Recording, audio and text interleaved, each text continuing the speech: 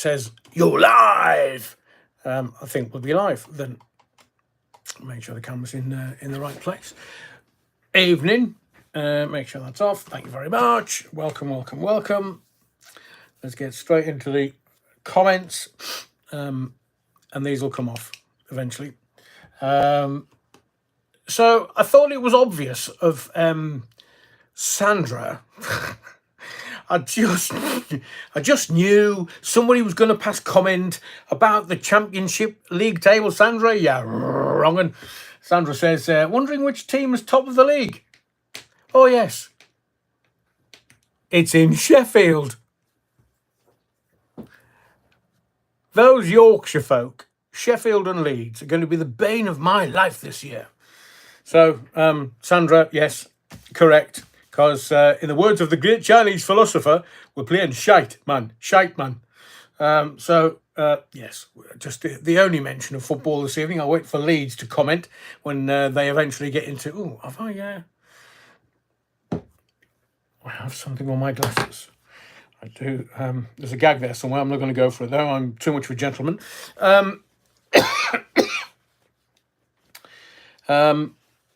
So welcome into the body of the Kirk, Sandra. I knew you'd be in there, having a go. I'm only teasing you, Sandra. Just welcome to the body of the Kirk. Stuart says, evening, Double A. I've had to sneak in early to make your Jaeger bomb hibiscus. Lovely. Don't tell the choir, boys. They've been telling me off about the new trend I created. You need something warming in this cold. I do agree. Seemingly there's another storm coming. I mean, do they not know that we're Great Britons? But they're not storms. It's just a bit squally. It's a bit... look, I lived in Edinburgh when they had that big bad storm. It was Hurricane Ballbags. The Scots will understand what I've just said. English and everybody else won't. But sphericals. And it was... like houses were coming down and stuff. And we get a bit of snow, and all of a sudden they call it a storm. How do we end shite, man? A bit of snow. And what happens if it snows? Get your bloody skis on. So all these shandy drinking southerners who are getting all of their data from, the Ministry of Defence, and these weather people, we here, man, just get a fucking grip, man. It's just a bit of snow, as they say in Yorkshire, and this week it's winter. Kind of. It's November. We always get this kind of weather this time of year, but for some inexplicable reason, no matter how many goes around the sun you've had, you're still not quite there. And I always know, around about November the 5th, it's either the week before November the 5th or the week after November the 5th, that it starts to get cold. And it started to get cold the week after November the 5th, and we're not even in December yet. So, I wish these... it's fear porn. I keep telling you. Fear porn. They keep saying, oh, it's terrible, it's bad, oh, the weather, we're all going to die. Well, I hate to tell these feckers that we're all going to die anyway. Nobody gets out of here alive. Not to, bring the Simon down a touch, but I wish they would just all fuck off. Do we are going to talk about some of the shite that they're trying to get us to believe in, like climate change. Fuck you, YouTube. Climate change? Fuck off. Oh, sorry, am I going in a bit hard this evening? It is the beginning of a sermon and the choir boys are complaining, so it's better to have the reverend hard than not at all, so to speak. Anyway, thank you, Stuart. I just thought I'd, get that out of my system while everybody's getting their feet under the pews and thinking, well, it's Wednesday evening. What shall we do with a drunken sailor? The Orboral, good evening and welcome to All Hallows Church of St. Battenberg in the Wolds. Oh, don't say that. Ellen DeGeneres is in the bloody Cotswolds. Hello, Ellen. Have you just picked this up on YouTube? Are you just sitting there with Porsche in that's Porsche de Rossi, not Porsche the car, in front of a roaring fire, thinking, how the bloody hell am I going to get out of this diddy shite? You're not. And we have an extradition agreement with America. So if you've done any naughty, then obviously you'll be going back. Evening, the Bovril and Johnny Ray. Johnny Ray, evening to the body of the Kirk. Hope everyone is having a decent week despite the Starmerism. Oh, I know, Starmageddon, man, Starmageddon. We are going to talk about that twat tonight. And I'm sorry, but I may be a bit potty-mouthed tonight, as you may have noticed, simply because they're all full of shite, man. Forgive me, but they're all full of shite. And I am going to say to you that if somebody points at someone and says, they're evil, look who's doing the pointing. But I am going to tell you, I watched PMQs today. Oh, dear Lord, why doesn't he get his fucking haircut? What? I mean, $2,000 suits, 100 grand in freebies, and he can't. And look, the haircuts in the Houses of Parliament, they have their own barber. And that you can go in there and all the MPs get free cuts. Happy finish, anyone? Oh, Stuart, thank you for the Jaeger hibiscus. It's tasting rather fine this evening. Mad Matt UK, good to have you in the body of the Kirk tonight, Mad Matt, as well as you, Johnny Ray. Mad Matt says, good evening, Rev. Good evening, everyone. Good to be back in the body of the Kirk. Mad Matt UK, it's fabulous to have you back in the body of the Kirk. Brit 2014 UK. Good evening, everyone. Good evening, Brit 2014. Welcome to the body of the Kirk. Andrew James.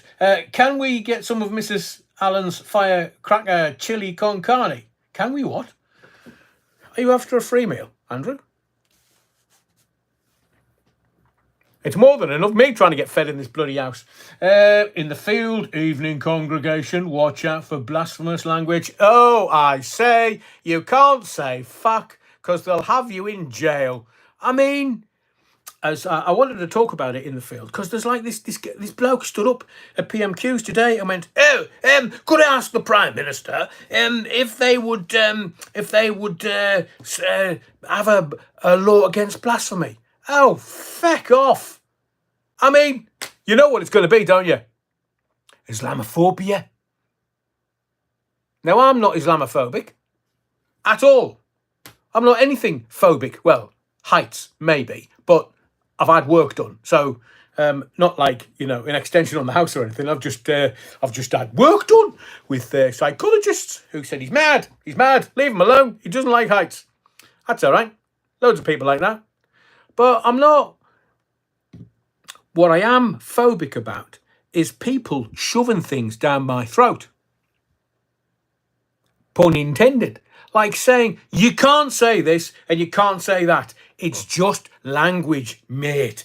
It's language. That's how we communicate. That's how we communicate to another human being who might not have the same vocabulary, might not have the same IQ or intelligent quotient.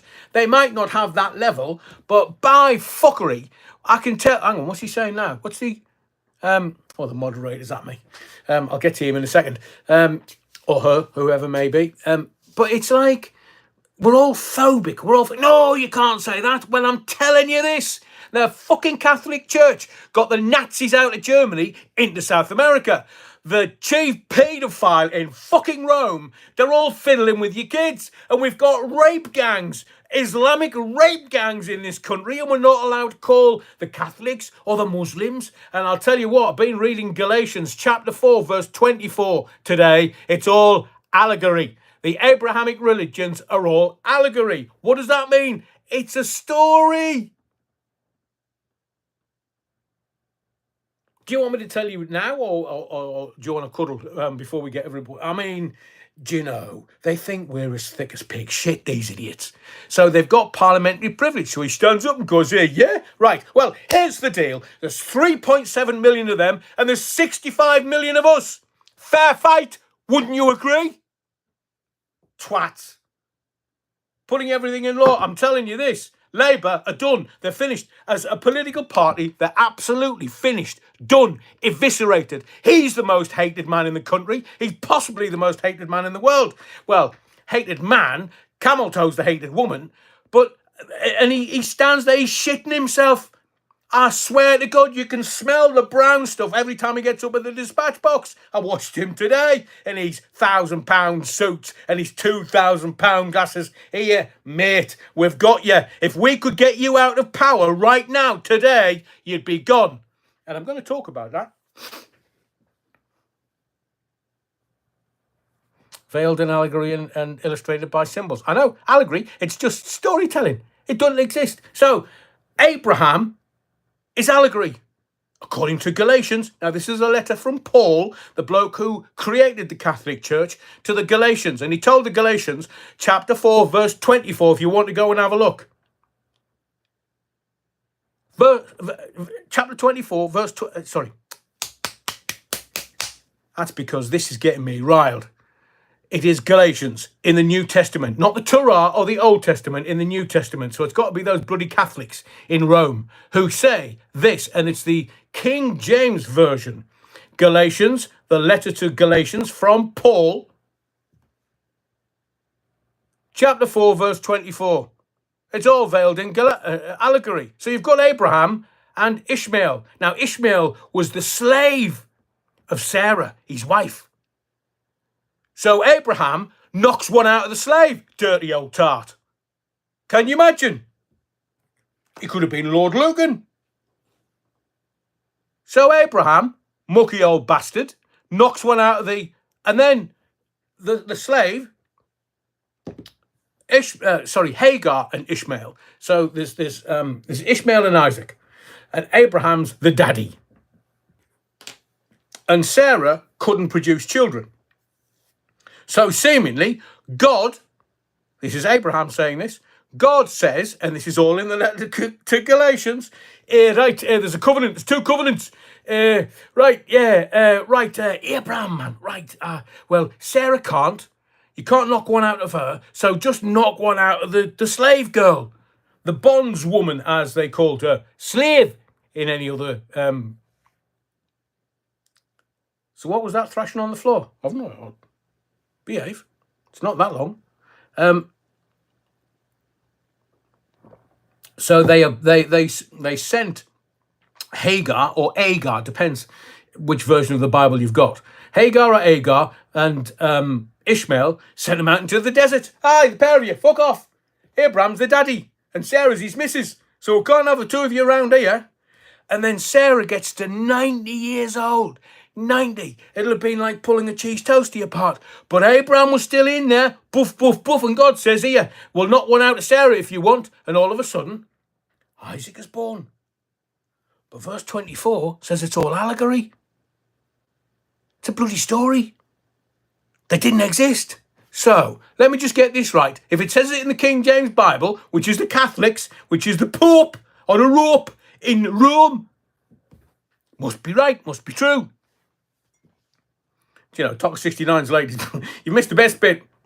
I do love a rant. It's all these amateurs on YouTube doing rants. My hairy arse. So, if you look at Galatians and the letter from Paul to the Galatians, Paul saying to the Galatians, they didn't exist, so the Abrahamic religions don't exist. Who said that, Ray Norton? All this knocking one out, you talking about a P. Diddy party, if they're all watching. So I saw somebody asking a question today. I will get your comments in a moment because I love them. Somebody asked a question and said, what's the worst thing that mankind has created? I can tell you. In religion. Because Ishmael seemingly is supposed to be the father, the lineage for Muhammad. Prophet Muhammad, peace be upon him.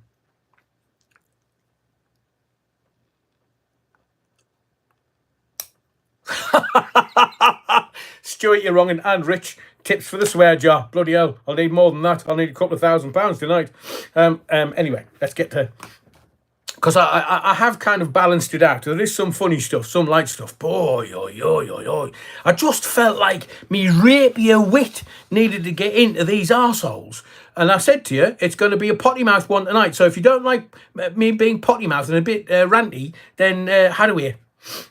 Because that's how it's going to be tonight. Because I've got it on me. so to speak. It must be the full moon or something like that. Or it's his bloody cough, one of the two. Hang on a second. Every time I cough, it makes me glasses steam up. Religion, then tax. Yeah, well, religion is just... I mean, the fought wars over it. At least this one with Russia and Ukraine.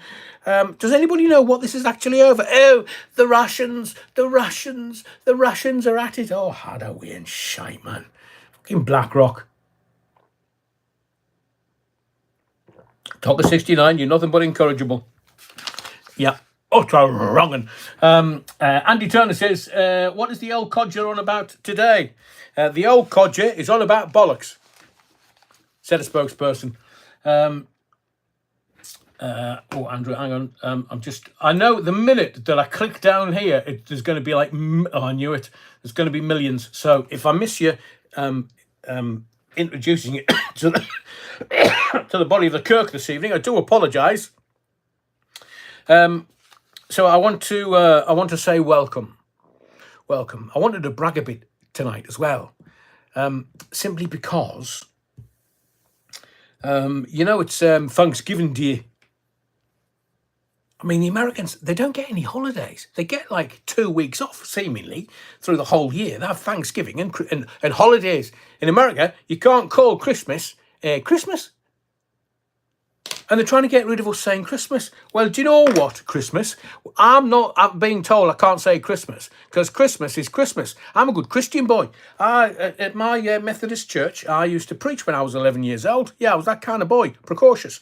But they're not going to stop me from saying Christmas. It's like saying Keir Starmer's a nice guy.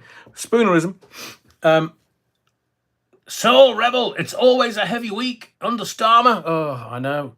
Hang on, what's the moderator saying? We now have, we've now collected enough money from the swear box to buy a 3-litre bottle of spice rum. A serving will be served in the interval. The remains from the swear box will purchase a country pile in Salford.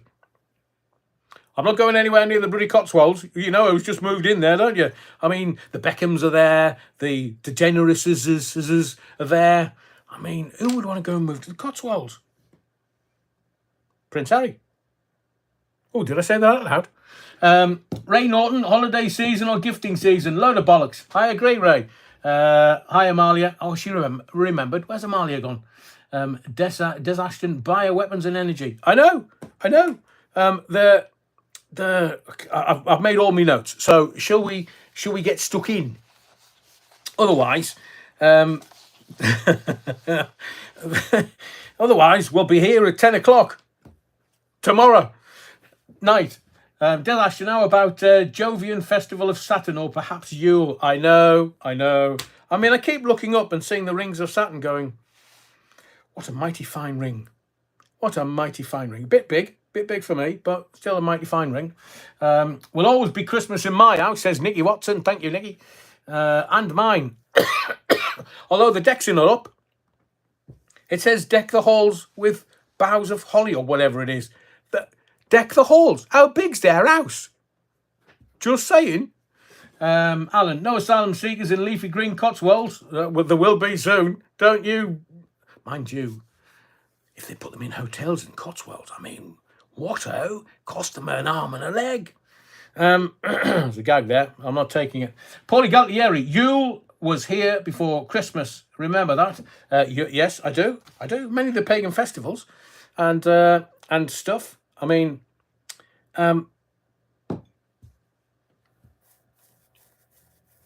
how's Keir Starmer? Do you know, he'll want to get rid of Christmas because he doesn't celebrate Christmas. He's a Jew. He doesn't. What's it they call it?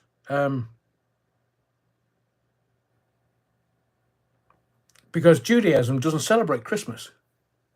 They've got like their own celebration just before Christmas in December every year. I mean, once the kids grow up, I mean, I feel sorry for the parents because it's kind of like just for the kids, really.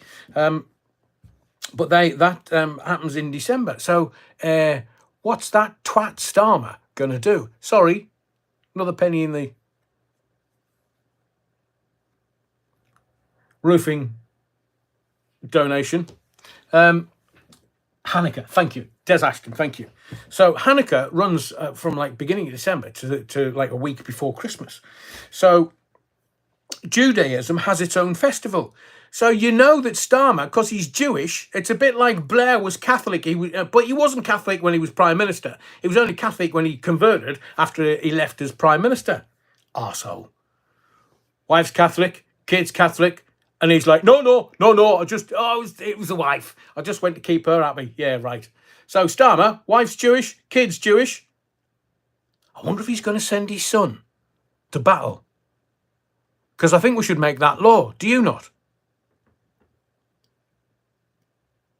If they're going to send our sons and daughters or all our grandchildren and grandsons and granddaughters, then the people are making the decision, that useless get in 10 Downing Street, he should be sending his kids first. Oh no, they've got to finish their education. Fuck off. Get them to war. If you're going to give Ukraine missiles to fire at the Russians, send your kids out there, because we've got Brits out there. I am going to talk about that.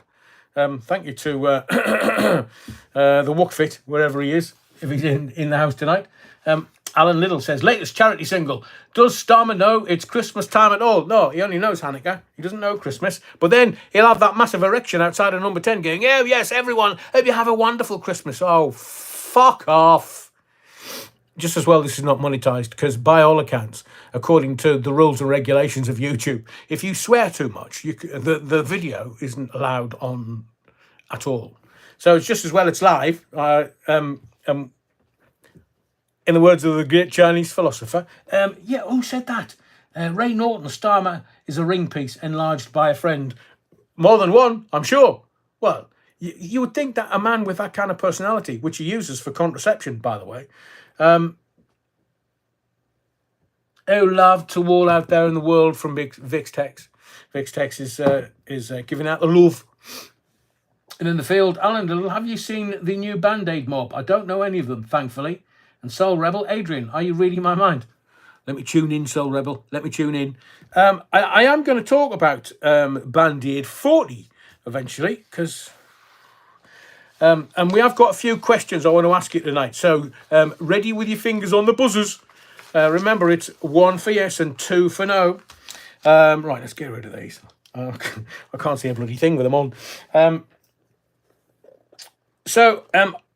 Welcome to the body of the Kirk. Please, if you are, we've put some gaffer tape at the front of the body of the Kirk. So if you have Battenberg with you and you can't eat all the Battenberg, all I ask is that you take some gaffer tape and gaffer tape the rest of the Battenberg cake to the wall. Seemingly, it's an art installation in the body of the Kirk. So any extra or any left over, just gaffer tape it to the wall, and people will come in and go, pay £1 million for that. That'll help the roof fund, the lead roof fund, because somebody stripped it of the lead. Thieving bar stewards. Jules D. Whatever gave you that impression? Jules D says, I'm getting the impression you don't like Starmer, Adrian. Whatever gave you that impression? So the Simon this evening, a bit of royals, I think. We are going to remind you, because it is coming up to December. We're only a couple of days from 1st of December. We're only a month away from the big day. And I wonder how many people are going to get their hair cut or done or coiffured, and the hairstylist or barber will go, so have you got all your presents for Christmas? Honestly, I must be the grumpiest old tart in the country, because they say to me, Stuck Farmer, they say to me, have you got all your Christmas shopping done? No, don't be stupid. Oh, haven't you? No. I'll leave that till 4 o'clock on Christmas Eve. The shops are not open at 4 a.m. I'm not talking about 4 a.m. I'm talking about 4 in the afternoon. The shops close at 4:30. I'll go half an hour before, and if they're all closed, I'll go to the local petrol station and buy some flowers. Really, Adrian, you don't, do you? Yeah? You're being silly, Adrian. You bloody started it.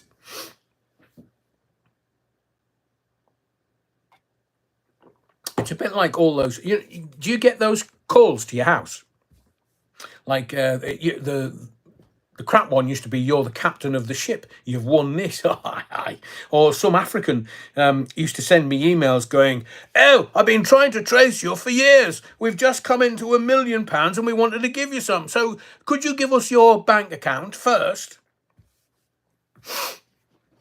So when I get phone calls from people, I love it. I don't know about you. I love it. Have you ever heard the BT call? It must be 25 years old on the net. Hang on, I've got to tell you this. Paulie Galtieri. Bob Geldof can foxtrot Oscar off, the hypocritical tramp.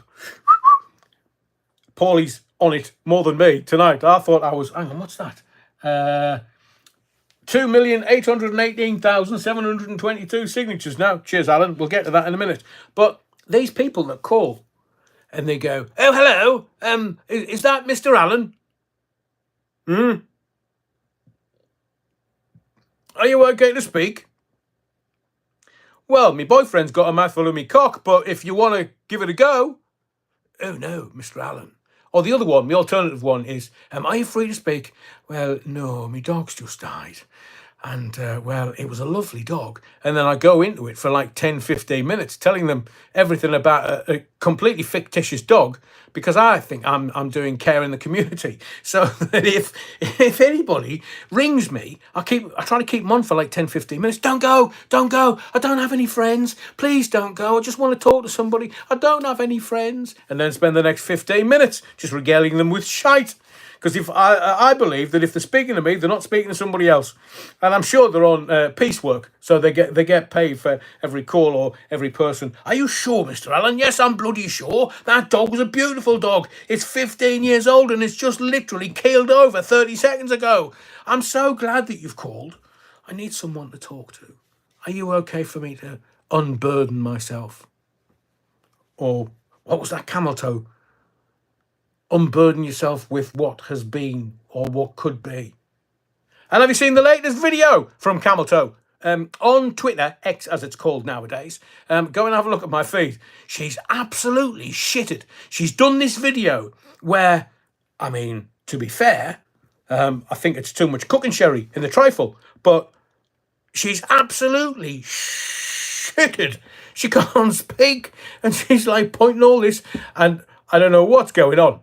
But I'm so glad we didn't get her. But then we've got Shitty Pants. He's trying to press the button, and somebody should tell him. That brings the maitre d' with your latest ice cream, Mr. President. Oh, it's all fun. It is, of course. I don't know who I dislike more knocking on my door, Jehovah's Witnesses or the Mormons. Bring them both in. Give them a cup of tea. Should we talk about the good book? Oh, wonderful. Have you read Galatians, chapter 4, verse 24? It's all bloody allegory. Oh, well, next time you go down 4 doors down, yeah, there's some Muslims there. Tell them that the Abrahamic religions don't exist. And there's some Jews 20 doors down. When you knock on their door and they answer the door, tell them, Galatians, chapter 4, verse 24. It's all allegory. It's all story. It's all made up shite. And if you go anywhere near the bloody Catholics, tell them they're not going to be messing with our kids. Deviant fuckers. Sorry, did I say that out loud? Alan, she sloshed. Have you seen it? I mean, it's a fabulous video. Go to me. If you've got... they reckon that 30% of the electorate has got a Twitter. And if you go to my feed, I was going to make notes about... Because Australia... We'll get in there now while I'm talking to you. Australia have now, they're putting it through their parliament that you can't have access to social media unless you're 16 or over.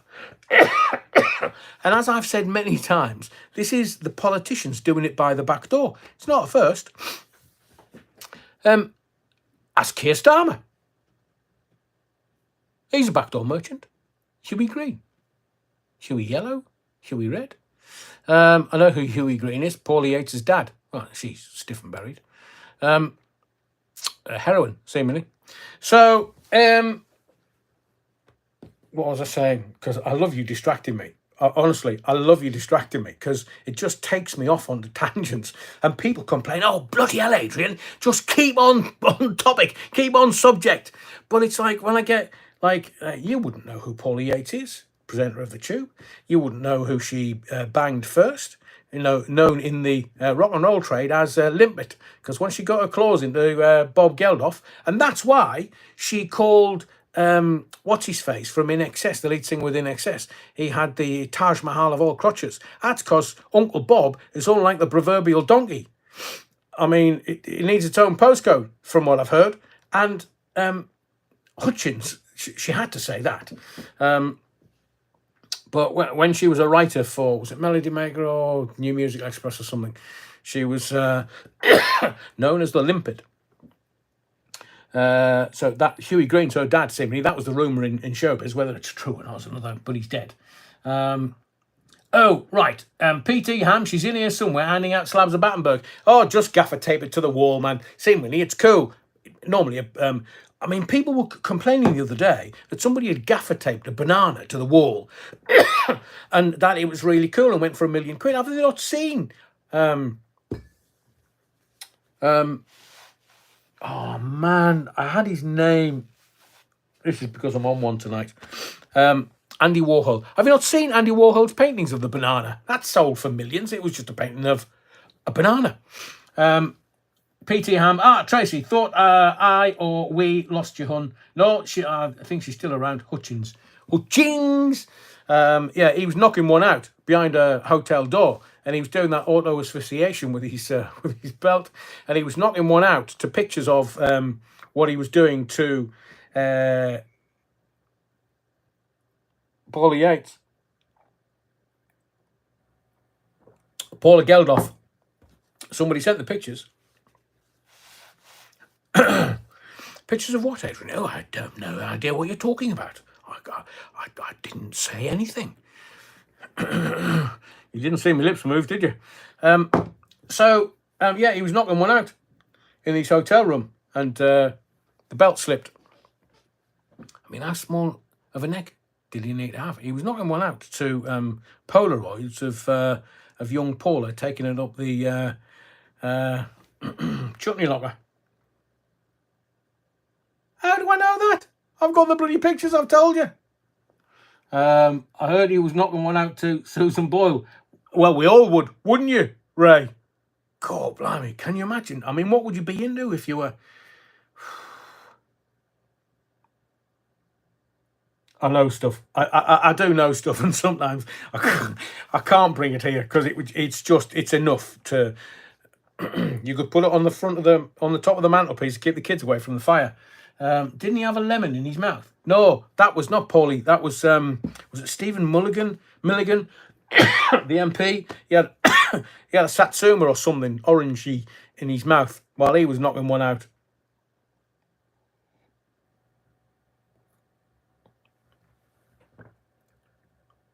Rich has got it absolutely on. I'd want knocking out if I was thinking about Susan Boyle. She's a character. She's a character. That's all I'm going to say. She's alive. I think she's still living in the house she always lived in. But I know Susan. I know stuff. Tracy the Celibate Sinner, Hutchings came, then went. All at the same time. David Carradine, same thing. Hang on, did he? Kung Fu, David Carradine. Carradine? What was he doing? I thought he was still alive. David Carradine, he went the same way, said Alan Little. Did he? Auto asphyxiation.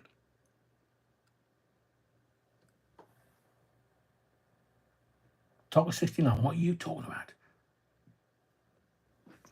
Has Susan Boyle been at a Diddy party? Can you imagine? Well, the Beckhams have. And have you noticed how we'll kind of get into the showbiz? I want to get into the notes that I've made for tonight because some of it's quite deep. Have you noticed how all these people are coming out? Lady Gaga, not out, just out. Lady Gaga says, "Oh, they did things that I didn't agree with. They made me do things." So what's she been doing at the Diddlers party? that she's now come out and said, oh no, I mean the whole of Hollywood. It's the whole of Hollywood. It's the rap industry. It's like the whole of LA. It's just suddenly going to, a chasm's going to open up and swallow the whole of LA. That'd be J-Lo then. So J-Lo, she's in the papers. Beyonce nearly every day doing a different fashion shoot, and then Ellen DeGeneres has gone across to the Cotswolds. What? I know she's there because I posted the video on Twitter, so it must be true. So if they're all, I mean, obviously they've got a few bob, but the conversion rate means that they're going to have to spend even more to make it the equivalent of pounds. Is it 120, 130 to the pound?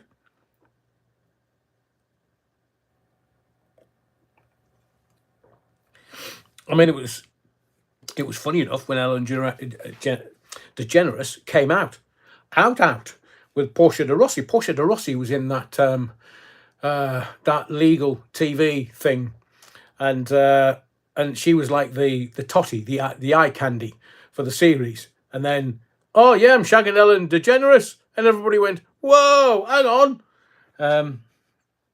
Are the lemons better for licking in the Cotswolds? I'm sure they'll need plenty of rugs up there because it's cold, seemingly. It's not like London where they could just go to the local club. I mean, Cotswolds, Jesus. Mike, there'll be a load of swingers in the Cotswolds, though. They'll all be swinging. Isn't it pampas grass you stick out the front of your house if you're a swinger? Or is it, you'll notice behind me, there's no bloody pineapples. Seemingly that's code. If you've got a pineapple, the pineapple's code for a swing. Oh, brilliant, Alan. Degenerate. Paulie, you're utter wrong 'un. Anyway, so I wanted to brag at the beginning of this, just to kind of give you some background into who I am, as well as the sermon this evening and the Battenberg and stuff. I am, as I said, for Christmas, I am thinking about putting a bit of a band together. So if you know any decent horn blowers, because, you know, having the brass section, the brass neck section, so that, if you can blow a funky horn, we might have you in the band, but you have to be able to triple tongue whilst you're blowing your horn. Because triple tonguing is really expert. If you don't know what that is, triple tonguing is a legitimate technical term that we use in radio about brass band playing. So if you've got a bugle, or you've got a horn and you want to blow your horn, triple tongue it, and I'm sure we'll allow you in the band. Because we've already got a couple of harmonica players who can suck and blow at the same time. Hang on, what's Tracy said? Somebody called her a wrong. Tipping the velvet in Burton on the Water. Yeah. Lipsticks. Catwoman Jones. I've just come back from a few days in the Cotswolds. Oh, I say, Catwoman Jones. Did you see the degenerates in the local pub? I mean, Ray Norton DeGeneres wants a drink after wine from the Furry Cup. I do like the Furry Cup. Yes, I have in a few in my time. And it just tastes, although, unless you get the swig just right, your Furry Cup just ends up all wet. Although there's something to be said for a wet Furry Cup, let me tell you. Alan says, can I play the tambourine, please? Alan? So you don't blow horns, you don't suck on mouth organs. What can you play? How about your maracas? You could be Mick Jagger. Paulie Galtieri, I know a great saxophone player from the band Supercharge. Not Supertramp.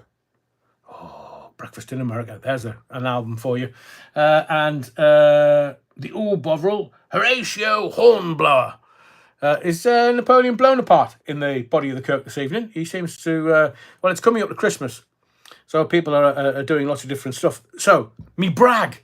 We did my mum's family tree going back quite a few hundred years. But you know, the Pilgrims in 1620, it was William Brewster, my great-grandfather, like great 20 times removed, obviously.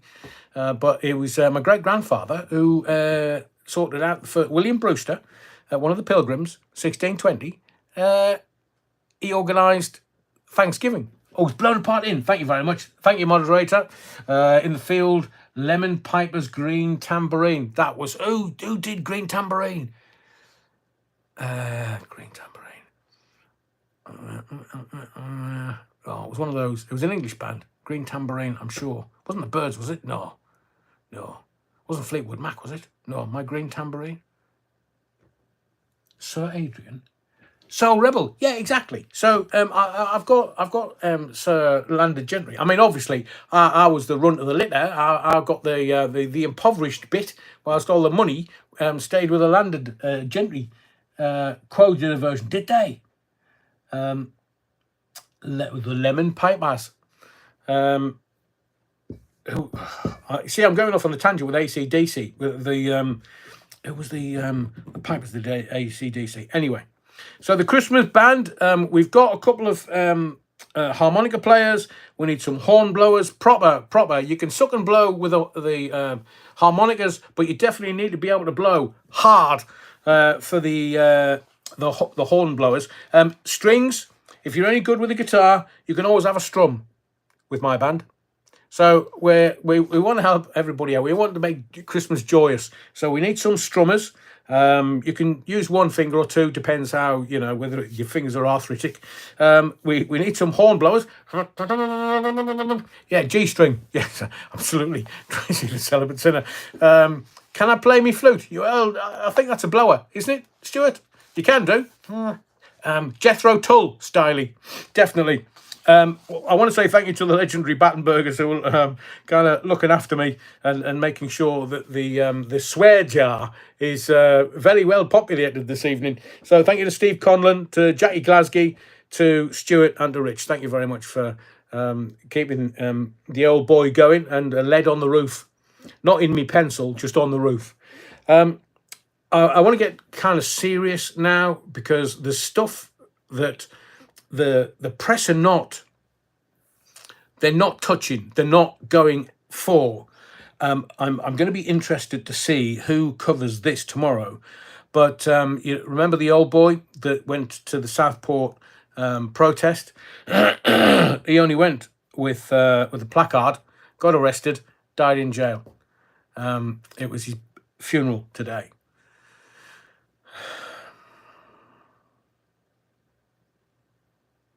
Honestly, politicians, absolutely foul, disgusting creatures. But R.I.P. Peter Lynch. It was his funeral today. I'm gonna we'll see if they do anything in the papers tomorrow. But I don't know about you. I just feel that we're being throttled. Yeah, Vixtech says unconscionable. R.I.P. Peter Lynch from Nicky Watson and Soul Rebel, roughly the same. Paulie Galtieri, Starmer's got blood on his hands. Oof. This is just the start. They've only been in power 4 months. Should we? There was something in PMQs today. Now I don't know what you were doing in sort of '84. The miners' strike, was it '84? So it's 40 years ago. And I was there. I was shoulder to shoulder with the striking miners because I've said to you before, I come from mining stock. Both my granddads were in the mines. I think Mum's dad was kind of surface, and I'm sure my dad's dad was down in the mines. And I've said to you before, I used to go home on the bus, and where Sunderland Football Club is, there used to be a mine. Now, Sunderland Football Club, they've built it on the old mine workings, and it goes down a couple of miles and then goes out into the North Sea a few miles. And every time I'd finish my work, because I was a motor mechanic, motor vehicle apprentice, technician, whatever you want to call it. I served my time as a motor mechanic. And every time I'd go home on the bus stop was right outside the mine. And they always had the windows open. So there was all these old boys who were running around stark bollock naked because they'd been down the mines, were covered in tons of coal dust and shite and stuff. And they were all in the showers. So you could tell the women, the dirty old tarts, who would be on the same bus. They would be on the left-hand side of the bus, and we'd pull up outside them, and they were getting like eyefuls of all the old boys' sphericals and things. So today at PMQs, somebody stood up and said, "Are we going to have an inquiry into the policing of the miners' strike?" And I thought, where the bloody hell did that come from? I mean, not even on any kind of radar. Nobody said anything. It's not in the papers, so it's not being leaked. But I will tell you, because I was there. I wasn't, at the front kicking 10 bags of shite out of the cops. But any striking miners from the miners' strike will tell you, and this was Nottinghamshire, Derbyshire, northeast of England, Newcastle, Northumbria, all the way down onto Teesside. Mines were everywhere. Northeast, northwest, East Midlands, even Scotland. I did a load of work at Bilston, and Bilston mine was flattened. And the Scots, I love them to bits, but you don't upset them because they'll kick your head in. They have a different phrase for it, which I can't use here, even though I've got a potty mouth tonight. Still can't use it. Wow, Des Ashton says, 84, I was offshore on gas platforms in the rough field. Alan says, cops earned massive overtime. They were loving it. I know they were, but it wasn't necessarily the cops I was going to talk about. Nicholas says, when Thatcher was briefed, the money the miners were earning, she said, I'll see to that. I know, it was it McGregor? The guy that went and sorted the steel industry out. She got him. I'm sure it was McGregor. She got him, little fat bloke. I can remember the picture of him trying to go into a mine and falling over a fence, and all the miners laughing their hat off. So she got this McGregor in to sort out the miners, because the miners' union was the last one she had to break. She had to break them. She had to win. So they got the military in. They got the army in. Because the miners were going to win. So Thatcher the milk snatcher, it's what's it called? The police mutual assistance. So the police say, say in Nottinghamshire, where Arthur Scargill, was it Nottinghamshire or Derbyshire, where Arthur Scargill's power base was. They got mutual assistance. So you got Scots Corps and Northwest Corps and Met Corps and the cops from anywhere that didn't have to deal with mines. They just bust them in. But what Thatcher also did, mutual aid, thank you. What Thatcher did was she got the army in. So the miners soon worked out that the cops would have epaulets and the military would have police uniforms on, but they wouldn't have epaulets on. So they knew who the army were, and they knew who the cops were. And they were calling out the government and Thatcher and everybody, which is why mining communities to this day hate that woman and hate the cops, boys and girls in blue, and the military, and still the scabs in families that went into work to break the strike. Still to this day, until these people fall off their perch, they're hated and shunned. Sent them to Coventry. But I remember, so today at PMQs, just quietly, somebody stood up and went, are we going to have an inquiry into the miners' strike, the policing of the miners' strike? Where did that come from? I mean, we know that Thatcher did all that. And the miners could tell that it was a lack of epaulets. But again, it's these thieving, rabidly pernicious legal industry that they want an inquiry because the inquiries cost a couple of £100 million. And that's not like a new building or the lighting and the heating. This is lawyers' fees. This is lawyer and barristers' fees that they're paying. That's why it costs that much, and that's why they want to have an inquiry so that the lawyers and barristers can get shit tons of money. And it's not their money, it's our money. It's the taxes and the national insurance, and well, the national insurance is supposed to go for the NHS. Aye, right. but it's our taxes that are paying for these inquiries. And look, you know that barristers and lawyers, I mean, they hate each other. Starmer wants to send the army to Ukraine now, all 78,000 of them, says Alan. He's not going to do that. He's not going to do that. But let me tell you, to Kia, the reality is he's gone. He's gone. He knows it. They know that they're just working to a script that's been given to them by somebody else, an NGO, a non-governmental organisation. They know. They know. And have you noticed how the left, they're rapidly evil.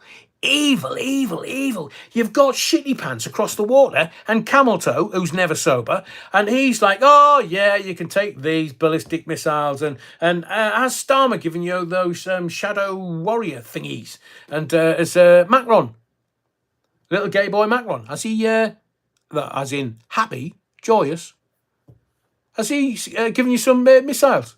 Yeah. Sniffy man, Sniffy. Have they given you any? Yeah.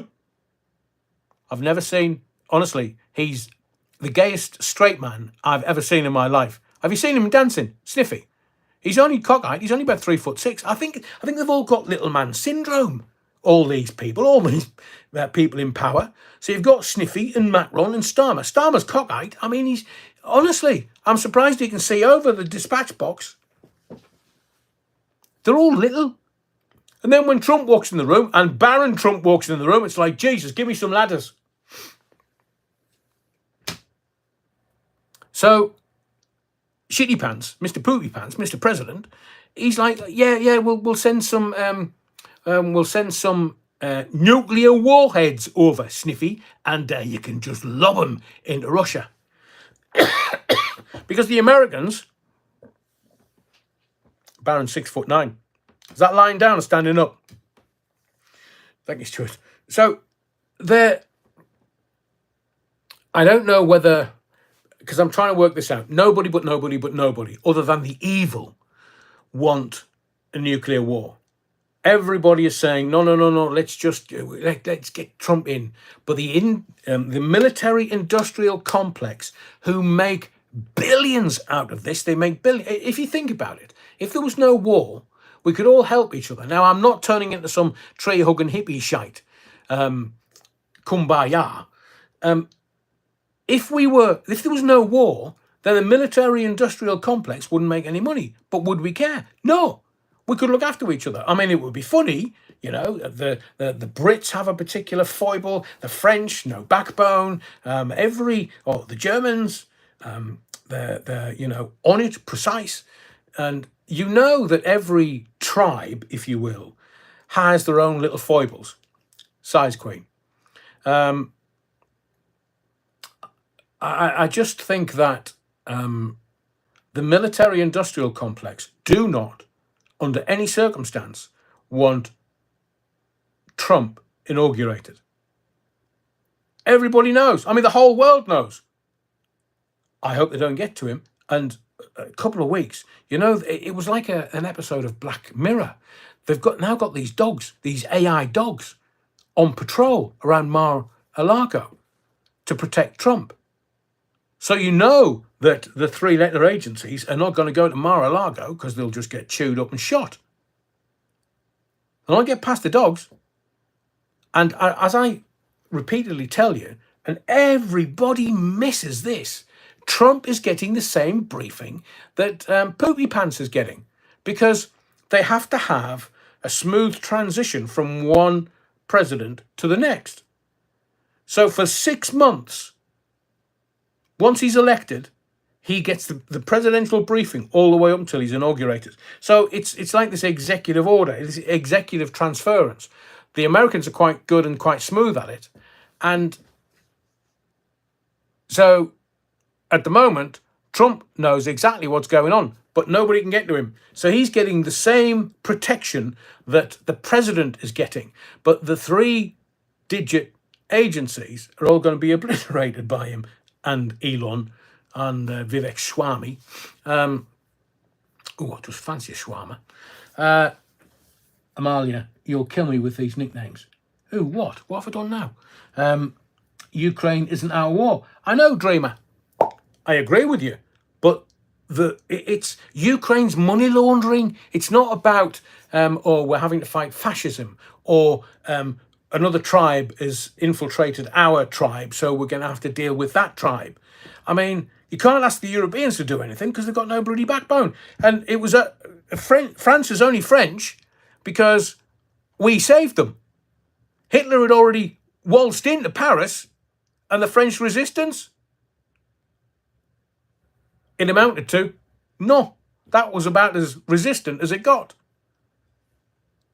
So these idiots across the channel who don't like the English at the best of times, you know why they don't? Because our kings and queens and landed gentry used to speak French, fluent French, didn't speak English, didn't speak Gaelic or that kind of stuff. Gaelic, back to Ellen DeGeneres and the Cotswolds. So the hoi polloi used to speak French, not English, and that's why the royals speak French. They don't speak bloody English, man. I mean, I don't know what language lizards speak, but they speak French. That's why Tony Blair was entente cordiale, and that's why Boris Johnson. The bloody Frenchman. We give them 500 million to stop the boats, and then what do? Spunk it up the wall. So 2-tier, 3-gear Kia, he's gone, he's done, he's finished. The Labour Party, it's done, it's getting one term. And as much as they will try to, we'll have 2 terms, no, you fucking won't. How do we in shite, man? No, you won't. And in a recent poll, if the general election was held today, because we got 2,818,000, probably gone up by now, signatures, protest signatures, the left came out, and this was on radio stations, on TV stations, how these radio stations were trying to defend this by saying, it's all bots. It's all bots. No, it's not. So you sign it, they send you an email that you've registered with, and then they ask you to click on the link so that it's not bots, and bots can't do it. Human beings are the only sorts that can do it. And they're all going, no, it's bots. Oh, no, it's bots. And then in the metadata buried in there, it tells you how many English have voted. And they're all trying to justify it. And everybody's laughing at them. Let's laugh at these broadcasters who are trying to defend the indefensible. Let's laugh at Keir Starmer, who stands up with his dispatch box, and you think either he's just been shagging somebody or he's got bedhead. Have a look next time. Raina wasn't there. She's probably playing on a funky horn, giving it a bit of practice at the back somewhere. It's blow, not suck, by the way, Angela. I think you already know that. And so if a general election was held today, which the petition wanted, Labour would lose 88 seats. The Tories, bless them, think that they would get into power. Are we in shite, man? And the Lib Dems, I mean, oh my God, have you seen on me head, Davey? Have you seen him in his Christmas jumper? Who told him to do that? My eyes, I need to rip my eyes out. The man's a lunatic, a fucking lunatic. Lunatic. Is that supposed to be, it's like, you know when dads get a bit old and they try to want to be cool with the kids and down with the kids and and they want to have some kind of personality. That's the Lib Dem video they've put out for Christmas with Sir Ed Davey in a Christmas jumper. The Christmas jumper's bad enough. And you just think, lads, man, the political classes are broke. The people have spoken. They've signed over 2 million. Now, this is Labour got nearly 10 million votes. Reform got 4 million. Stuart says, yeah, my dad's like that, cringy. Tom Harney, he's a little man from a little party. Size queen, Tom. And Ed is just a joke, says Rich. I agree. I agree with everyone. But I just saw the video and I was like, oh, Jesus, what's that? Oh, it's not him, is it? What's he trying to do? All the kids amassing around the piano and the Christmas tree, and he's got his Christmas jumper on. Ed, man, stop. You're making, what's that? Little jumpers for all. Legendary Battenbergers get Greg's jumpers.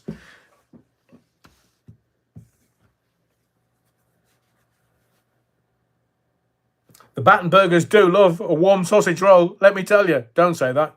Keir Starmer will be over knocking on the door going, oh, did someone mention sausage?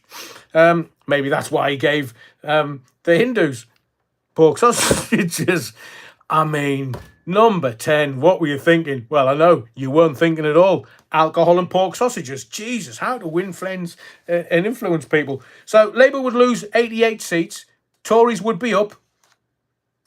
So I've heard. Mind you, it's that Right Now WhatsApp group in Portcullis House where they're all shagging each other. The men. Lib Dems would go down. That would be a first for the Lib Dems. And Reform would win 6 seats. Oh, here. I mean, do you want to tell them or should I? These pollsters who go, no. Reform, no. The political class is broken.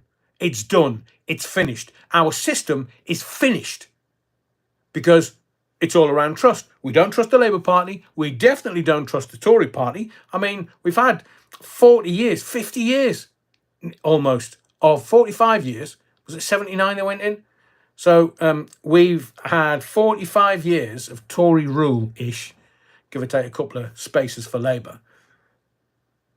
They're done, flat, gone, up the chute, up the Swanee without a paddle. Labour, they'll get 1 term if they're lucky. And Ed Davey, look at what happened when the Tories and the Lib Dems decided they would have some kind of pact. And then Nick Clegg went off and he's like God of everything, isn't he? Meta and stuff. So there's got to be a new system of kinds. But it's this legacy media that just talk out of their arse. They just talk out of their hairy backsides. It's just all... And so I watched that thing this morning on ITV. And Susanna, looking more like my granny every day, let me tell you. Fine 20 years ago, but... And then Ed has no balls. So why are the guests not going on there and saying, here, Ed, shut the fuck up, mate. Your wife's causing this. So what kind of conversation do you have when you lay your head on the pillow next to her? Don't hurt me, Yvette.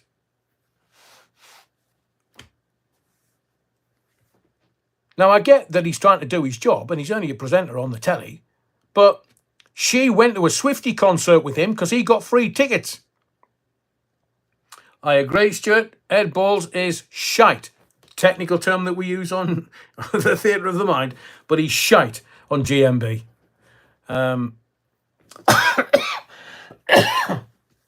Nicholas says, ski jumpers all the rage at my 82 school Christmas disco. The felling trend set as us lot.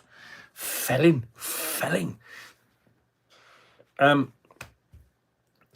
So let's take a look at, before I get to this, I want to talk about assisted dying, because I was supposed to, I'm going to let you into a secret, I was supposed to have a very well-known member of the Lords coming on the channel. Now, I'm probably going to queer this, but there's someone that I know, someone that I've worked with in the past, and I asked them to come on the channel to talk about the assisted dying vote on Friday. And they said, yes.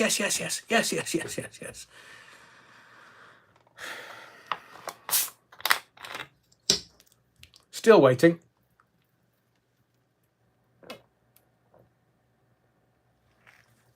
Now, if it happens tomorrow, I'll be very happy because the no, it's not Mandy. No.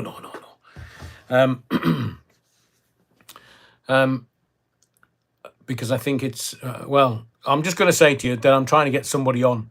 There's also somebody else that's an advocate for the disabled, because I do not trust this Labour Party to say what they're going to do and do what they say, because there's always a twist And yes, this is for terminally ill adults, but I'm going to let me just give this a shuffle, because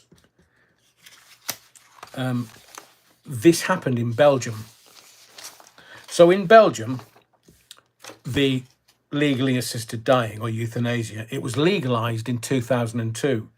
And by 2014, Belgium had amended the law to allow children to choose to be killed.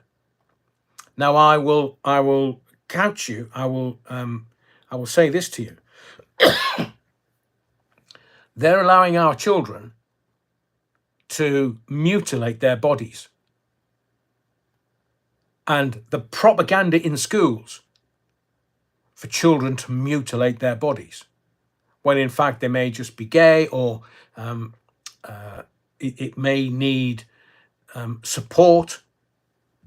Logan's Run coming soon. That's an excellent take on that, Alan. Excellent. Yeah, was it 32? When you were 32, you were taken out and euthanized. So this is Belgium, remember? Not here yet. And they've given them a free vote. So it'll be, if they want to kill off, somebody, let me give you this data, these stats. So by 2014, Belgium, since 2002 had the euthanasia legalized. 2014, the country had amended the law to allow children to choose to be killed. Within 3 years, a 9-year-old and an 11-year-old became the first young children to have their lives ended with state approval. I'm going to give you that again. Within 3 years of 2014, within 3 years, a 9-year-old and an 11-year-old became the first young children to have their lives ended with state approval.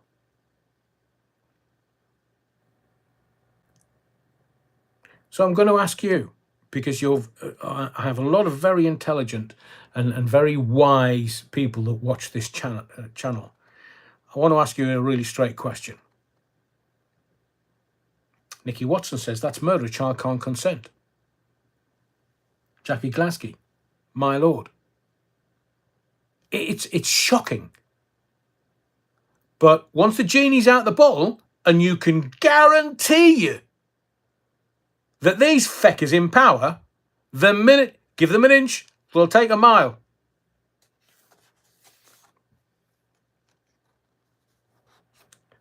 And it gets worse. Between 2002 and 2021, 370 people suffering from mental illness were approved for assisted suicide in Belgium. So not only were they killing the kids in Belgium, those that had mental health issues, they were also approved for assisted dying. That's why these parliamentarians are scared shitless. They don't know which way to vote. Because if you've got lobbying parties, Toxic69 says, I've been watching Canada do the same thing. You can't trust them. Canada do same for mental health sufferers, says In the Field. Fill you in. You see reasoned, put a freedom of information request in with the DWP, and in 2003, the bill for illegal immigrants claiming cost the country over 700 million. You can't trust a politician. As I've said, with all reverence, how can you tell a politician's lying? Their lips move. You can't trust these people. So on Friday, they're going to have a free vote. Now, this is not the end of the process, because the process will be they will have a vote, and they will decide whether they need to look at it or have a further debate, or whether there's going to be a debate and then a vote.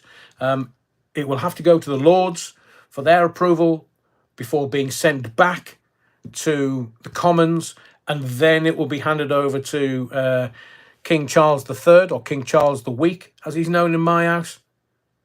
and then it's given royal assent when they open Parliament again next autumn. It may take a couple of years, but you can't.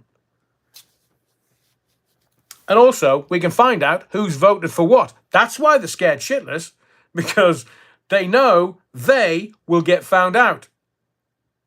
And as I have said before, if the parliamentary constituencies find out that their MP has voted for assisted dying, and this is all Esther Ranson. She gone yet? Because earlier in the year, first couple of months of the year, I've still got the newspapers. She was going to help me. I'll help you. I'll drive you over to Dignitas in Switzerland if you want. Oh, can't we have assisted dying in this country? You don't want me to go to Dignitas, do you? Yeah, we do. We don't want our kids. I mean, look at the propaganda. And they're mutilating their bodies. Girls into boys, boys into girls, mutilating their bodies. And they want to have this assisted dying? Oh, well, they had mental health issues. It's breathtaking, the audacity of these idiots. And that is genuine. That's genuine statistics.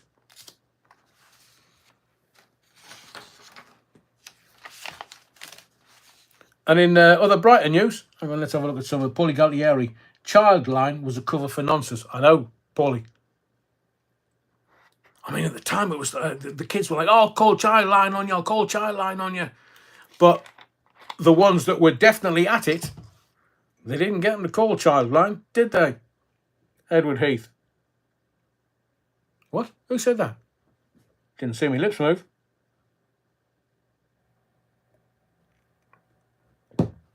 Hugh Bovril says, our doctors cannot apply assisted dying because of the Hippocratic oath of do no harm. I think what the justification will be, they're terminally ill. So it's a difference of 6 months to live or 3 months to live. And I think that's how doctors will get around it. But let me tell you, doctors are not there for the fun. They're there for the money. You don't see an impoverished doctor, do you? Oh, the junior doctors are like, oh, no, I'm knocking my pipe out and I'm doing this for 25, 30 grand. Oh, right, okay. Super Ted says, so what would the question be? Tough one. This is from In the Field. You don't know what it's like to suffer until you're suffering. Viewpoint may differ at that point. Guidelines would need to be tight. So let's have not dipstick. Let's have a Vox Pops. Voice of the people. If you were a parliamentarian, would you vote yes, one, for assisted dying for someone with a terminal disease, or would you go no, 2? 1 for yes for assisted dying, 2 for no. And I'm being all serious with this because I think it is a real dichotomy. It's a tough one because also the parliamentarians will get found out as to exactly how they voted. And if the constituents don't like how they voted, can you imagine what that's going to do for them? So it's a real mixed bag. Thank you, Janice Morrison. Popping everybody's cherry that's a first timer. Lovely to see them. Thank you, Karen. It's a no. PT Ham says yes. Ooh, it's a real mixed bag. And I think once they vote on Friday, I mean, as they said on 9/11, it's a good day to bury bad news. Andrew James, someone will be making a fortune on organ harvesting. Yeah, me and you, Andrew, cynical old tarts, they will do. But I will tell you that my hero that died recently was absolutely riddled with cancer. And rather than bury him, they were going to give his body to medical science. And medical science refused it because he was absolutely riddled with cancer. So those that would say assisted dying and harvest the organs, they might not be able to harvest anything depending on the problem or the challenge they have or what terminal disease they have. So yes, I'm with you that motor neuron cancer, end of life, 1. Interesting fern. Sandra Wytham says, yes, if they get something like cancer and nothing can be done. But it is a challenging decision. And I'm going to try and watch the debate all day, if it is an all-day debate. Because you know what these slackers are like? They want to be off a way home early doors. So the fact that it's on a Friday, some of them won't even be there. But I want to hear the arguments for and against.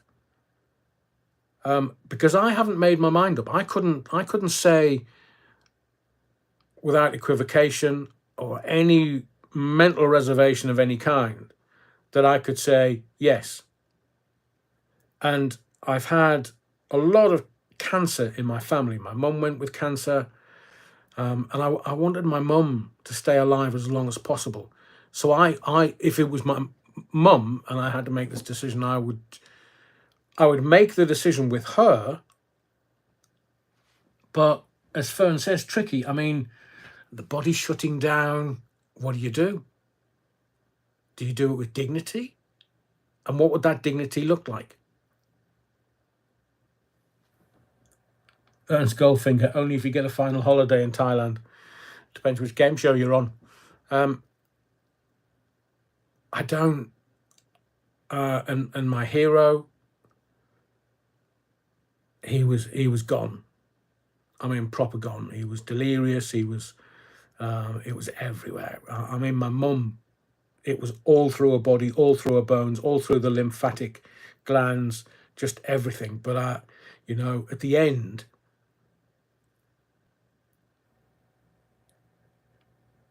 her final words to me were, I don't want to leave you.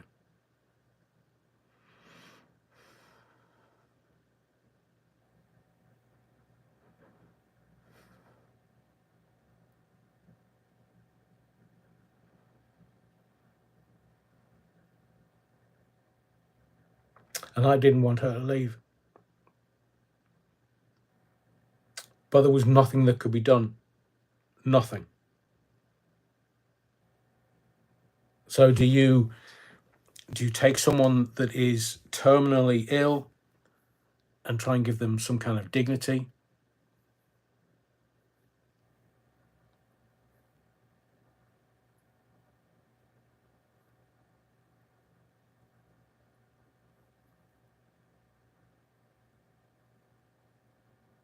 But who decides? Who would be the person that makes the decision? Would it be the family?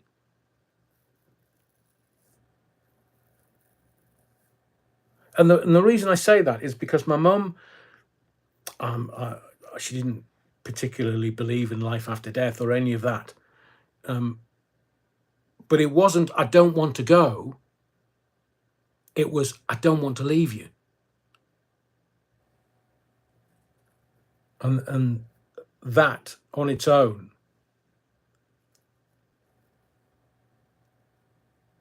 So if you had there's been some people coming out into the media saying, I had a husband who had cancer, and it appears to be all around cancer. I've had my husband, and he was diagnosed, and it was all through his body, and he lasted 4 months. But he said to his wife that was in the media today, it's the best 4 months of my life. Yeah, I do, Leo Bovril. I do. And not to get sidetracked, because this will sound really weird, but I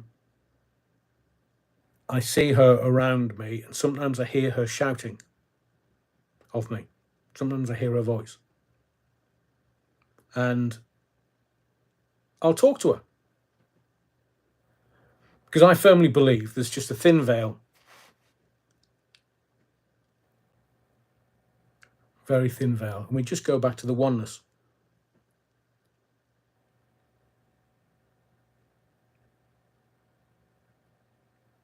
But it's the pull, it's the love, it's the trying to do the right thing by your mum, dad, husband, wife, son, daughter, relatives, close relatives. And my main reservation about all of this is, are they going to try and sweep this under the carpet? Because there's so much cancer around now. Where's that all come from? And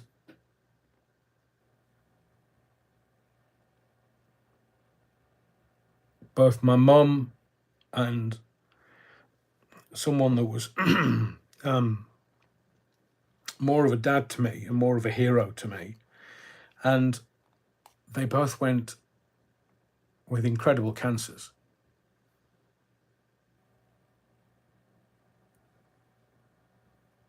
But who makes the decision? As someone mentioned earlier, the Hippocratic Oath. Doctor, do no harm. But if it's terminal, is it harming someone? Are you shortening their life? Would they have any life? I mean, my granddad, my dad's dad, had a horrible, horrible time for years at the end, with varying ailments. Couldn't move around, was confined to bed. And my grandma had a torrid time. And I'm sure you've had members of your family that have struggled with their condition, whatever the condition would be. But Sandra says, I think if you've not got the quality of life and it could stop the suffering. It's a great point, Sandra. But where, it's not kind of the book, but it's a very difficult decision. So it may be that, I don't know, it could be someone that's been given 6 months to live and they go, right, I don't want any fuss, don't want any mucking about, just let them give me an injection and I'll go. But what about the 6 months?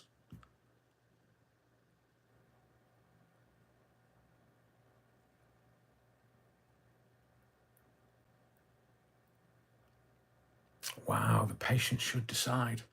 Wow. But if the patient's in horrible pain, it's terminal, say, I'm just plucking this out of the air, so it's me. I don't want that to become a self-fulfilling prophecy, but I have no kids. But say a man has terminal cancer and he's got a wife and he's got a couple of kids. Would he then decide to go and miss out, say, on 6 months of his children growing up? How do we... Yeah, there is the pathway, says Ray. And Ernst Goldfinger also makes a very, very, very valid point. Can't trust relatives over insurance policies because money makes people do weird things. Andrew James says, when my grandmother died, my sister went to funeral wearing everything that was inherited to her. It felt like she robbed the dead. It was crass and tasteless to see it on her. Interesting, Andrew. Very interesting.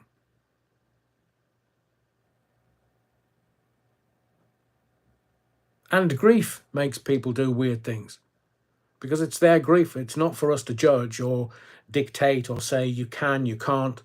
But I agree with you, Andrew. Turning up with all... because that person's energy is going to be in the jewelry. So I really don't know. And I'm sure the country's head is going to be turned over the next 24 hours. I do hope that I get a chance to interview this lord and someone else that my dear friend Dean has set up for me, because there's also got to be, I know it's terminal, but the reason why I gave Belgium as an example was because they put the law in and then changed it so that they could kill off the kids. And then, as I say, within 3 years, there was a 9-year-old and an 11-year-old. And kids are so stoic. They're so matter of fact with things. I think it affects adults more than it does kids.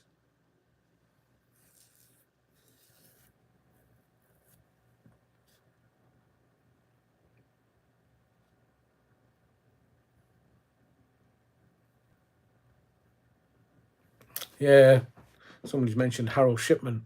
Now, if he'd been around with a sister dying, I mean, can you imagine how many of the old boys and girls he would have offed? The lucid patient must decide, nobody else, be that medical or family. But that lucidity, is it, are they of sound mind? And if you have a terminal illness, would you have a sound mind? This is going to be sort of a moment, but a question I want to ask you, and thank you for all of your votes, because it was a real mixed bag. Why have they decided? Cynical old tart. I keep telling you, I'm a cynical old tart. Why now? Why now? Because it looks like Canada, Labour Party, Belgium, I think, is a bit left, and we're doing it here. Why is it the left want to make it law? And why now? Is it because of these turbo cancers that are coming through? So there's going to be more people with terminal illness that they'll just sweep under the carpet? Depopulation, as Ray Norton says. I mean, how many of us do they want rid of? Paulie Galtieri says, my mum at the end wasn't of sound mind. There was nothing there to make any decisions. And mine. But as I say, her last words to me was, I don't want to leave you.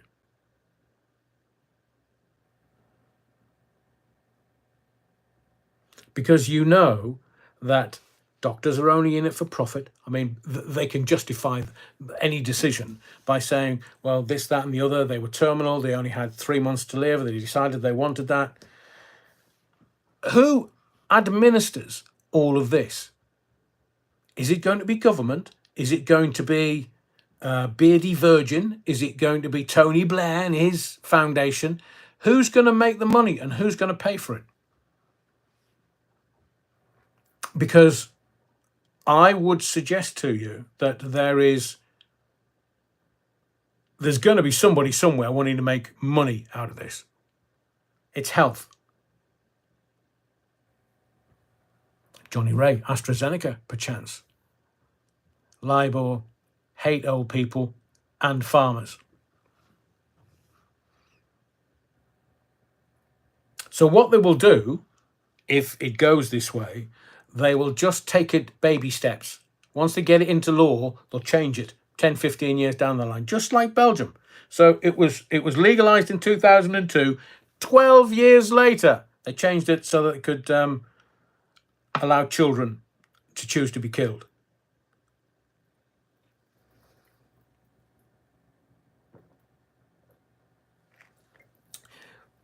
The conversation with your child, somebody else's child, grandchild, how would that go? For me, it's the old uns and the little uns. What's that, Des? Soylent Green. Tracy the celibate sinner. Hence, Rishi stockpiling midazolam before he quit.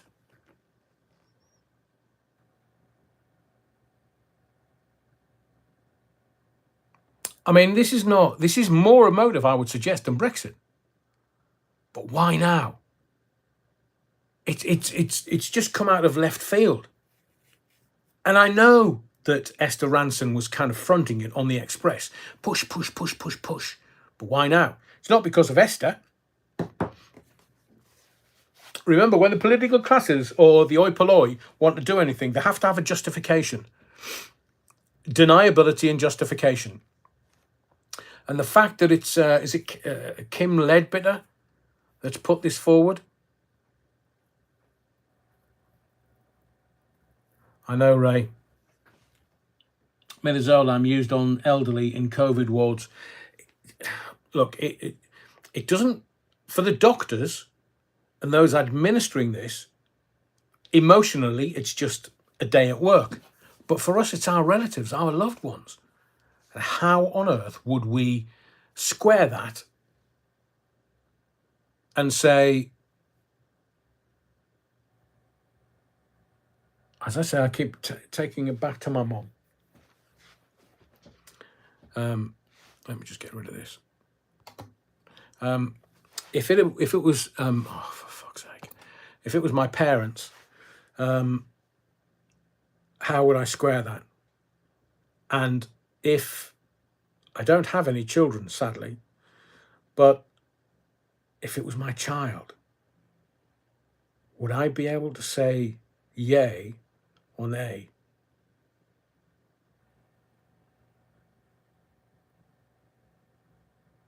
And I'm not going to dismiss it saying, oh, it's a bit of a head scratcher, because yes, it is. But this is, I just don't know why they've brought this out of left field for now.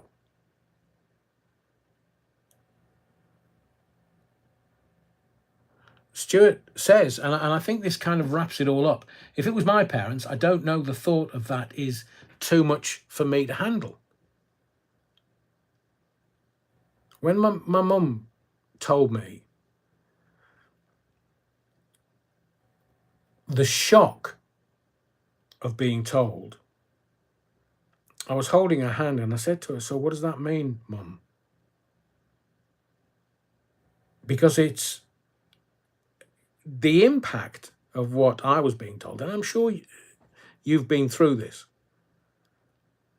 The impact of that is so discombobulating. It takes out any rational thought. And I was like, well, what does that mean? What can we do? Can we find? Can we use soursop or stuff? And she said, well, they've offered me chemo, and I'm going to take it.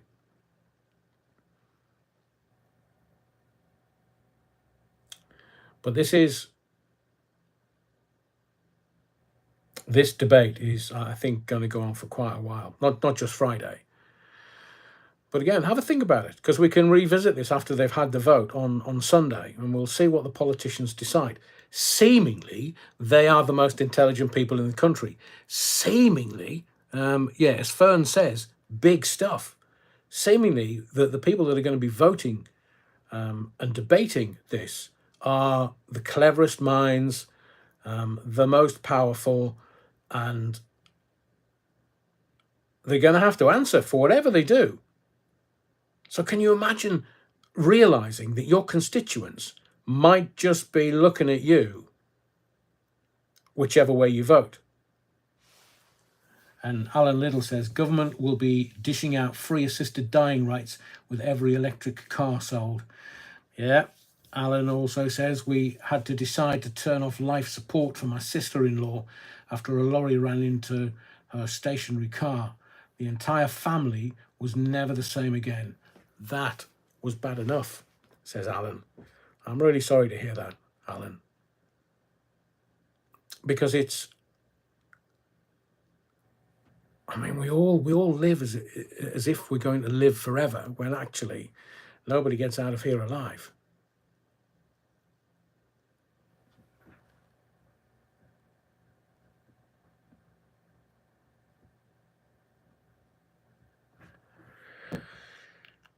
Stuart makes a very good point.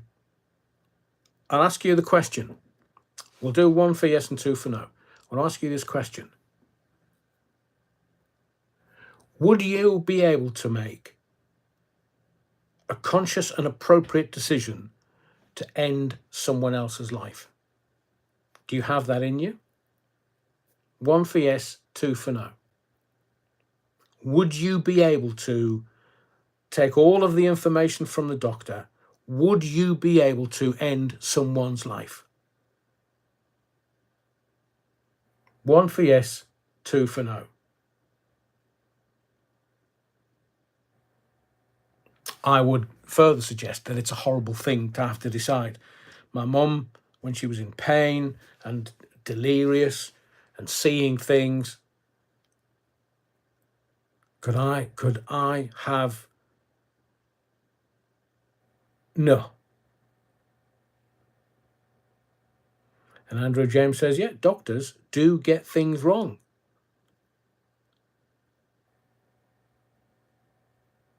And I think we look at things with our personal, now, exactly that says, if I was the hangman, yes, very prescient.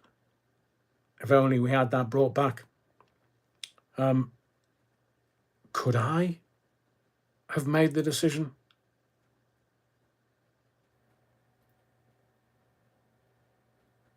I mean, I sat and held her hand. She was drifting in and out of consciousness, and I sat and held her hand, which was all bony, and cancer does that. But I still had the opportunity to hold her hand. And when she came back and was a little bit more lucid, then we spoke. But my dad said that it was about 4 o'clock in the morning when she took her last breath. And my dad said he was holding her. And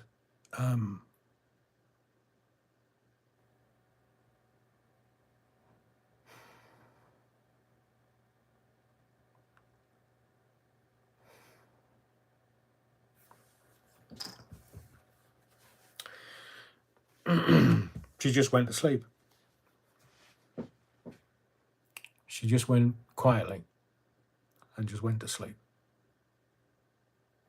So could I have ended her life? No. Did I want her to be in pain? No.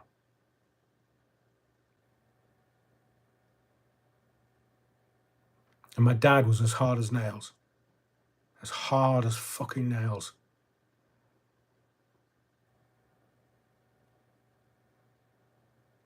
And this is, as adults, this is big stuff. I'd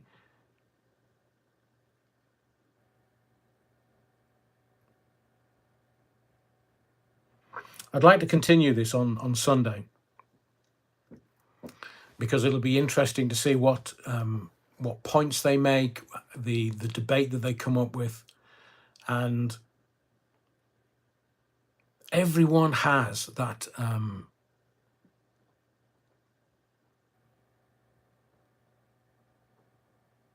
wow.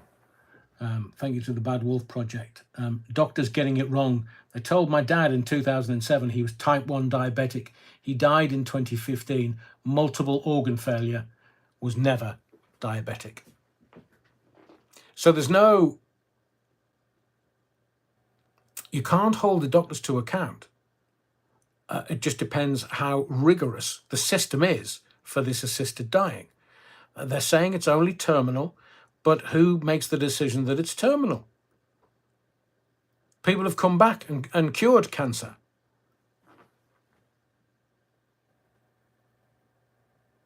Stuart says, when my uncle took his last breath, he said to his wife, tell the girls I love them and I'm so proud of them. And he just went. I was in tears when I was told that, and made me realise how lucky I am. Thank you, Stuart. In the field, is assisted dying about making a decision on your own life and not others making the decision? There's a major difference, isn't there? In the field, you are right. That's what I'm saying. The system needs to be very rigorous and watertight. So if it's your decision and your decision alone, but as someone, I think it was Ernst Goldfinger said a little earlier, what about insurance policies and what do people benefit from those people going? And if they're not of a sound mind, so who is it that makes the decision? Is it at the diagnosis? You have multiple cancers, we've taken biopsies, and yes, it's cancer. And you have 3 months to live. So go home and get your affairs in order. Is it at that point? Is the question asked, or the offer of assisted dying? Soul Rebel says, but what about expectation? I know. How are they going to do it? Is it just going to be an injection? So you just go to sleep? I don't know how Dignitas do it in Switzerland. There's so many questions to this that I believe it needs more than just one debate. Soul Rebel, interesting. Selfish, not dying. Oh. So the family of the carers and the person with the terminal illness says, no, don't want to die. I want to stay around until I take my last breath. And the family of the carers and the family are having to deal with it. And Alan says, my hero dad died in his pajamas asleep in his bed, aged 81. Never asked the government or any do-gooder for anything. Top man.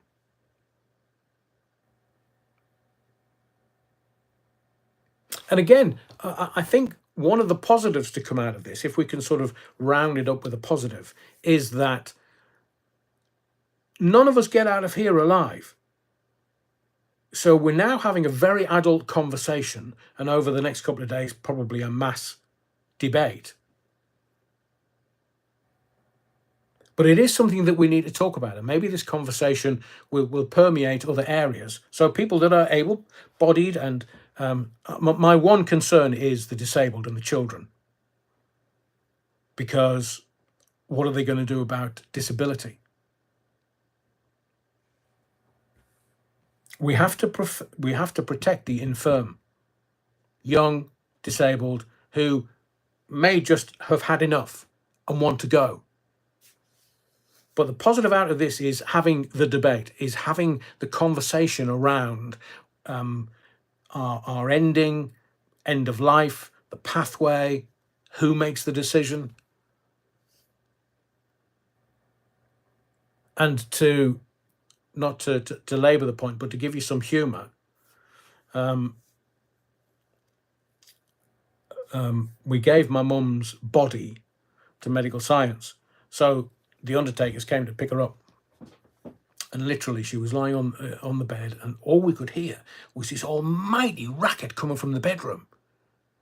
And they couldn't get her into the box because rigor mortis had started to set in, obviously, and they couldn't get her into the box to get her out of the house.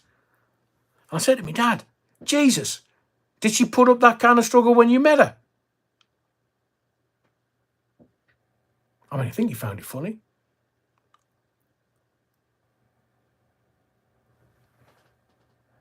The statute laws will also need to change regarding assisted deaths. I know it's an adult conversation that we've had this evening, and look at all the varying angles and information that we would require. This has to be rigorous and watertight. From all of the things that you've said and all of the votes that we've had, am I still a no, or am I a yes? My cynicism says no, but my compassion says yes.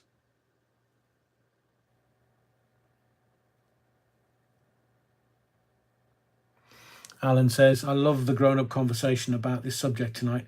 We are all different. Many cases of assisted dying are with good intentions. Well, the road to hell is paved with good intention, as they say. But let's see. I'm going to round the live off tonight. I'm not going to be so crass as to try and do other things with the live. I just believe that, and this is why, if eventually we get to a phone-in, this is why phone-ins are magical around this. This kind of conversation we could all have, and there would be no judgment. Lionel Layton says, in 87, my wife was not expected to live and wanted me to end it. Had her brother insist that another doctor was consulted, she was saved until 2001 when she died from cancer. So you had 14 more years with your wife, Lionel, which is wonderful. Wonderful. But these adult conversations are needed because it's community, and no one's been silly tonight talking about this, discussing this, because it's a big conversation. It's big stuff to deal with.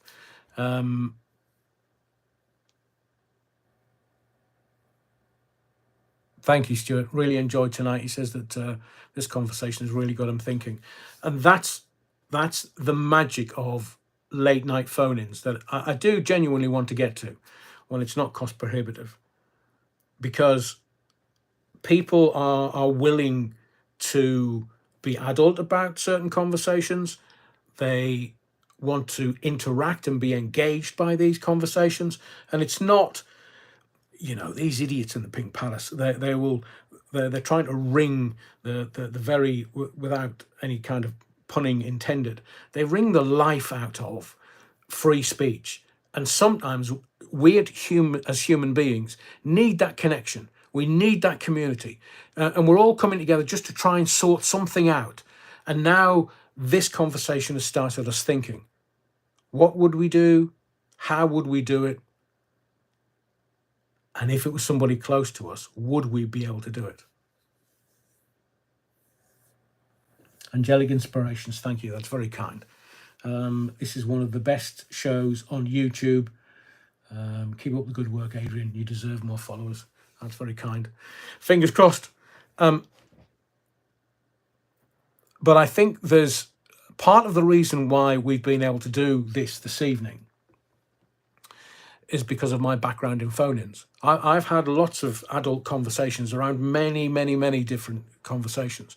And a lot of people on YouTube are not so skilled, if I may be so bold. But I've said from the very beginning, when and if we get a phone-in going, it's about the conversations. It's about the stories. It's about your stories. They're more important. And it's very difficult to extrapolate your stories from comments. That's why I've told you some of mine tonight, just to show you authenticity and integrity. But having an outlet to cogitate and debate things over, I would suggest, if I can, that having this place to converse and work things out is something that we've needed for an awful long time. Lockdowns, jibber jabbers, all the stuff that's gone on in the last 5 years. There are very few places to go and debate stuff without having the finger pointed at you and saying, you're wrong. You're not allowed to have that opinion. You're not allowed free speech. Please tell anyone that you can that may be interested in coming to the lives, coming to the Theatre of the Mind channel. We will do more of this. And we will return to this on Sunday. I did think about doing something on Friday once they're debating it, but it may go into the night. I'm being told from various sources that some people might filibuster, so they'll just talk the clock down, so nothing ever happens to this. But I'm just very happy that you and I have had this conversation this evening, and it's got you thinking, and it's got you emoting, and it's got you into a different place, knowing that there are people here that think like you, that are happy to discuss things with you without any judgment. So thank you for your likes tonight, you slackers. We're not over 100 yet.